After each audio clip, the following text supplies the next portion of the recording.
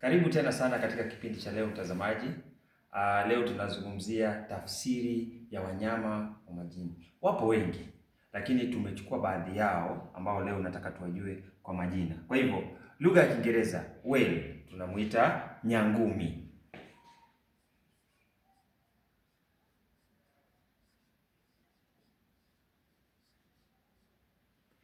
Shark katika lugha ya Kiswahili tunamuita papa.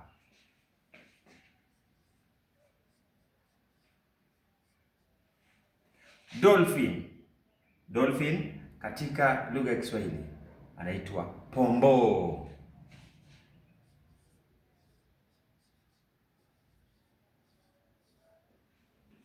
Crocodile ambaye ni hatari sana, lugha ya Kiswahili mamba au ngwena.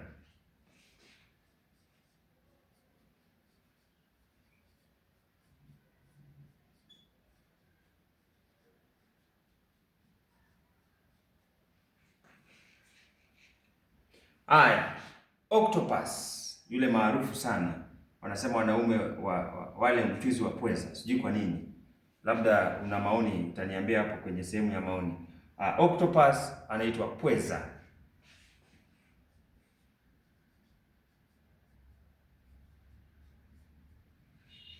Crab, mtazamaji wangu, crab katika lugha ya Kiswahili yoitwaje? Tusemezane pale kwenye sehemu ya maoni ili tuweze kusonga mbele pamoja. Kwa hivyo naweka alama kama kawaida ya viulizi, utaniambie pale kwenye sehemu ya maoni, crab yaitwaje? Prawns au shrimps twaita uduvi.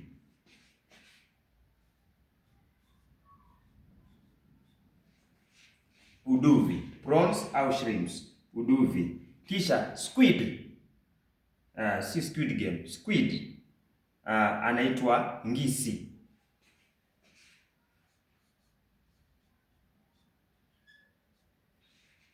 Kisha turtle ambaye ni jamii ya yule mwingine ambaye anaitwa kobe, lakini huyu anaishi majini, anaitwa kasa.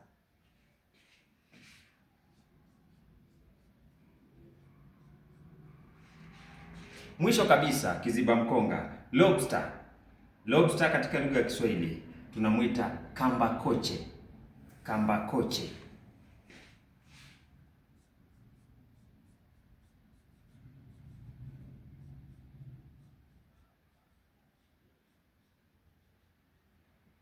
Kambakoche. Kwa hivyo hadi kufikia pale sina la ziada.